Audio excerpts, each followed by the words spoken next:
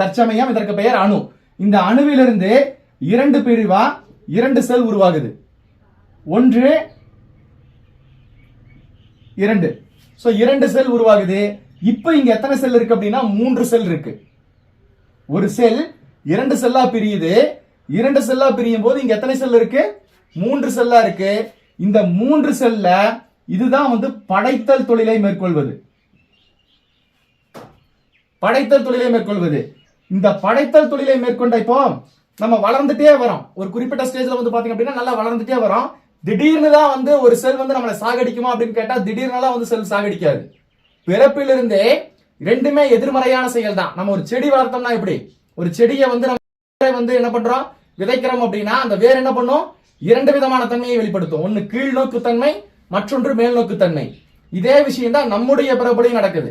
நம்முடைய பிறப்புல மட்டுமல்ல ஒட்டுமொத்த பிரபஞ்சத்தினுடைய பிறப்புலையும் அதுதான் நடக்குது. இரண்டு விஷயம் நடக்குது. ஒன்று இரண்டா பிரியும் போது ஒன்று காத்தல், மற்றொன்று அழித்தல்.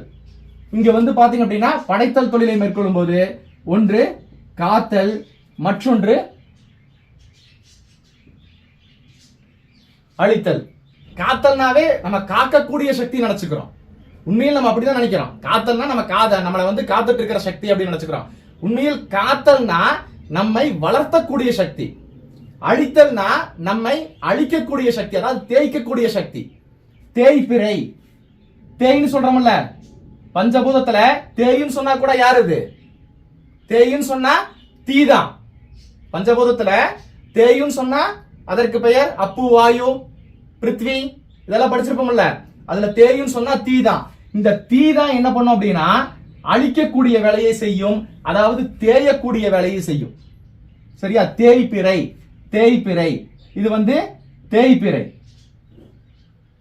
மற்றொன்று இந்த காக்கக்கூடிய சக்தி என்ன பண்ணும் அப்படின்னா நம்மளை வளர்க்கக்கூடிய சக்தியை அளிக்கும். நமக்கு இந்த காக்கக்கூடிய சக்தி நம்மளை வளர்க்க, அதாவது வளர்பிறை.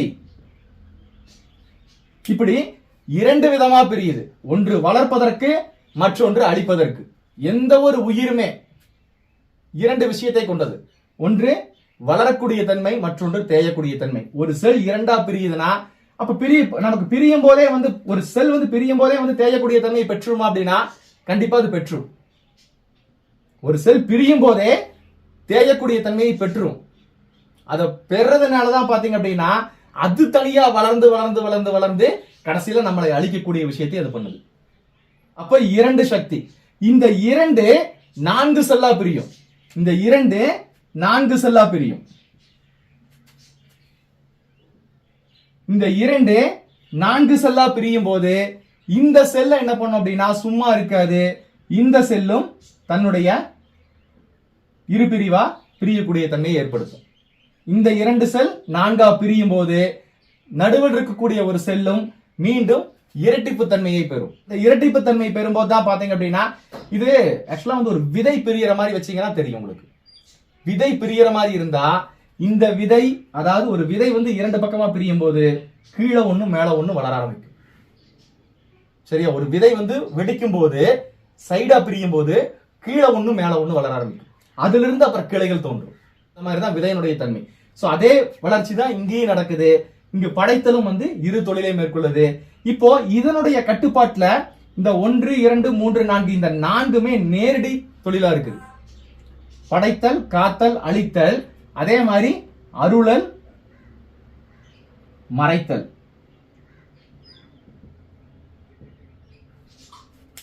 படைத்தல், காத்தல், அழித்தல், அருளல், மறைத்தல். இந்த 5 தொழில்களுமே எப்படி இருக்குது? இதனுடைய நேரடி கட்டுப்பாட்டுல இருக்கு. இந்த 4 தொழிலும் இந்த ஒரு நேரடி கட்டுப்பாட்டுல இருக்கு. அதனாலதான் இதை 5 தொழில்னு சொல்லி குறிப்பிடுறதுக்கு காரணம். இத 5 தொழில்னு சொல்லி குறிப்பிடுறதுக்கு காரணம் ஏன்னா இந்த 4 தொழிலும் இதனுடைய நேரடி கட்டுப்பாட்டுல இருக்கு. இந்த 2 தொழிலும் இங்க இருக்கக்கூடிய 2 தொழிலும், ஏன்னா இங்க 2ஆ பிரிஞ்சிருக்கு இல்லையா? இந்த 2 தொழிலும் என்ன ஆகுது அப்படின்னு பாத்தீங்கன்னா இந்த 2 தொழில், இந்த 2 தொழில் இது இதனுடைய கட்டுப்பாட்டுக்கு இதனுடைய கட்டுப்பாட்டுல வருது. இது ரெண்டும் இதனுடைய கட்டுப்பாட்டுல இதனுடைய கட்டுப்பாட்டுக்கு வருது. இப்படி இந்த ரெண்டும் இதனுடைய கட்டுப்பாடு தான், இந்த ரெண்டும் இதனுடைய கட்டுப்பாடு தான். அப்போ சரி இதோட தான் பிரியுமா இல்ல இதுக்கப்புறம் இன்னும் பிரிஞ்சுட்டே போகுமா அப்படின்னா கண்டிப்பா பிரிஞ்சுட்டு தான் போகும். செல்களுடைய எண்ணிக்கை இதோட ஸ்டாப் எல்லாம் ஆகாது. இதுல இருந்து இன்னும் கிளை பிரிவா பிரிஞ்சுட்டே போயிட்டே இருக்கும். ஆனால் கிளை பிரிவா பிரிஞ்சுட்டு போயிட்டு இருந்தா கூட என்ன ஆகும் அப்படின்னு பாத்தீங்கன்னா இந்த 8க்குள்ளாரையே அத்தனையுமே அடங்கிடும். கிளை பிரிவா பிரிச்சுட்டு போனா கூட இதுல இருந்து கிளை பிரிவா நிறைய பிரிவுன்னு வச்சுக்கலாம். நிறைய பிரிந்தால் கூட இந்த 8க்குள்ளாரையே மொத்த விஷயமும் அடங்கிடும். ஏன்னா எண் என்பதே என்ன, n = 8 என்பது எண் 10 அப்படிங்கிறது எண் அப்படின்னாவே என்ன 8. சோ எண் என்பது 8ங்கும் போது இந்த 8க்குள்ளார ஒட்டுமொத்த விஷயமே அடங்கிடும். ஒட்டுமொத்த பிரபஞ்சத்தில் இருக்கக்கூடிய அத்தனை நகர்வுகளும் அத்தனை சக்திகளையும் இதில் அடக்கிடலாம். ஏன்னா எதுக்கு மேல நீங்க கூட்டினீங்கனாலும் 8க்கு மேல கூட்டுற அத்தனை நம்பருமே என்னவா இருக்கும், 9ன்னு போட்டா அது சூனியம் தான். 9ன்னு போட்டா அதற்கு பெயர் சூனியம். அதற்கப்புறம் வரக்கூடிய அத்தனை நம்பருமே கூட்டுத்தொகை எதுலதான் வரும், 1ல இருந்து 8க்குள்ளதான் இருக்கும் அந்த சக்தி வந்து. ஏன்னா 9ங்கிறது 19. அப்ப 0ம் 9ம் வேற வேறையா அப்படின்னா 01 91 இந்த இரண்டுமே ஒன்றுதான்.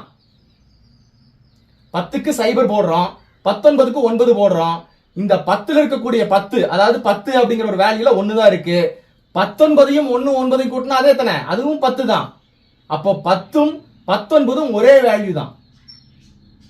10ம் 19ம் ஒரே வேல்யூ தான். அதாவது சக்தியை குறிப்பிடுவதை சொல்றேன் நான்.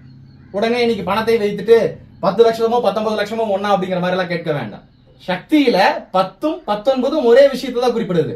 என்ன அப்படின்னா 9 1 10, இங்கு 10 ஒன்னா நம்பர், அங்கேயும் ஒன்னா நம்பர். சோ அப்படிதான் குறிப்பிடுது. அப்போ இதற்கு மேல எத்தனை சக்திகள் பிரிந்தாலும் இந்த 8க்குள்ளார எல்லாமே அடங்கி இருந்தா சொல்றேன் இந்த இடத்துல. அப்ப இந்த 8 சக்திகளுக்குள்ளார ஒட்டுமொத்த விஷயமும் அடங்கிடும்.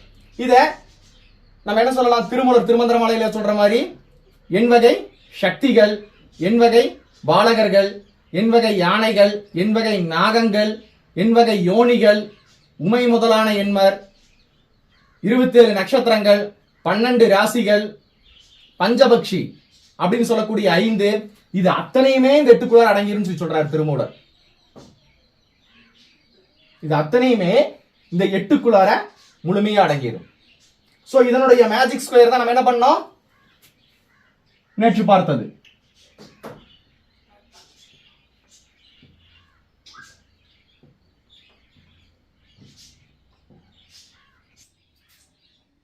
சோ இந்த மேஜிக் ஸ்கொயர் வந்து பாத்தீங்க அப்படின்னா நடுவில் இருக்கக்கூடிய 0ங்கிற வேல்யூ 2 விதமா பிரியும் போது முதல் எண்ணாவும் கடைசி எண்ணாவும் பிரியும். அதாவது படைக்கக்கூடிய சக்தியாகவும் அழிக்கக்கூடிய சக்தியாகவும். நம்ம ஏற்கனவே ஃபர்ஸ்ட் பார்த்தோம். என்ன பார்த்தோம், முதல் எண் இறுதி எண். இந்த 1ல இருந்து 4 வரைக்கும் படைக்கக்கூடிய எண், 5ல இருந்து 8 வரைக்கும் அழிக்கக்கூடிய எண், அதாவது தேயக்கூடிய எண். இது வளரக்கூடிய எண், அது தேயக்கூடிய எண்ணு பார்த்தோம். அப்போ 0 1 8ன்னு சொல்லிட்டு 2 விதமான சக்தியை படைக்குது. அடுத்தது 2 3 4 5 6 7 இப்படி ஒரு ஸ்கொயர் மாதிரி அமையுது. இந்த ஸ்கொயர்ல நம்ம எப்படி கூட்டினாலும் சரி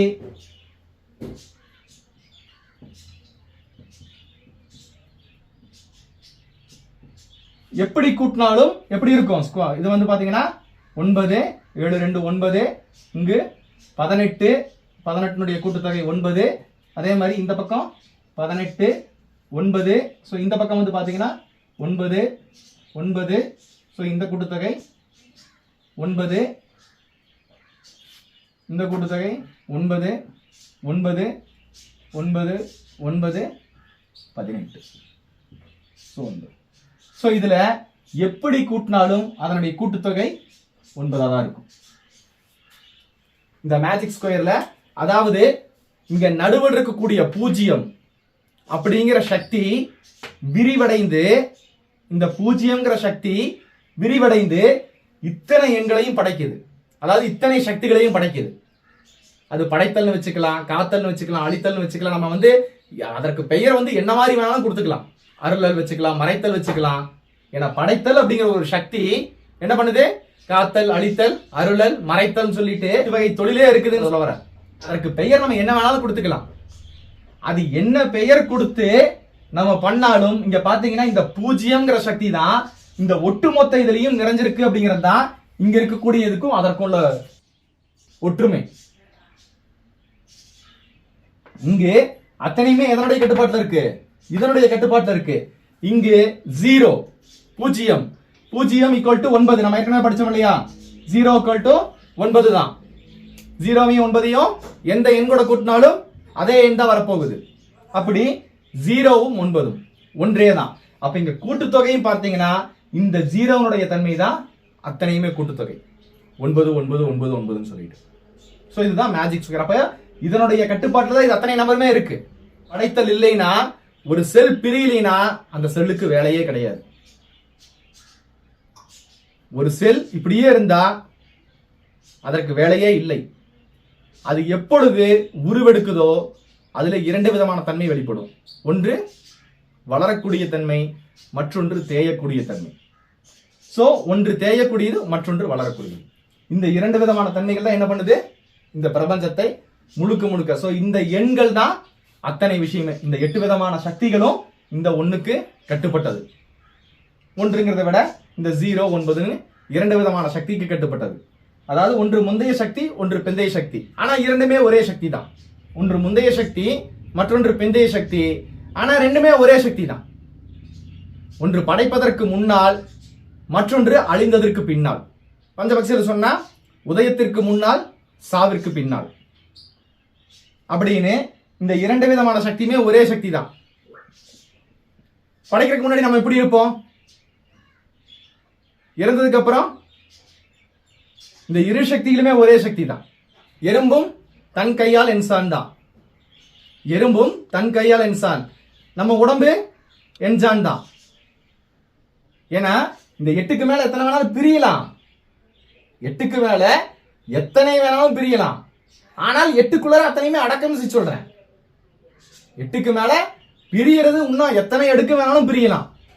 8க்கு மேல எத்தனை பிரிந்தாலும் அது கடைசியா எல்லாம் சேர்றதுல இங்க அந்த 0 அப்படிங்கிற ஒரு விஷயத்துலதான். அதே மாதிரி அதற்கு மேல எத்தனை கூட்டுத்தொகை வந்தாலும் இந்த 1லிருந்து 8க்குள்ள இருக்கக்கூடிய சக்திகளுக்குள்ளாரதான் அடங்குமே தவிர அதை விட விட்டு வெளியே போகாது. அதனாலதான் உடம்பும் என்ஜான் தான். என்ஜான் உடம்பு தான். அதற்கு மேல ஒண்ணுமே இல்லை. அதே மாதிரி எறும்பும் தன் கையால் என்சான் அப்படிங்கிற மாதிரி உலகத்தில் இருக்கக்கூடிய ஒவ்வொரு படைப்புமே, ஈவன் தென்னை மரம், பனை மரம் கூட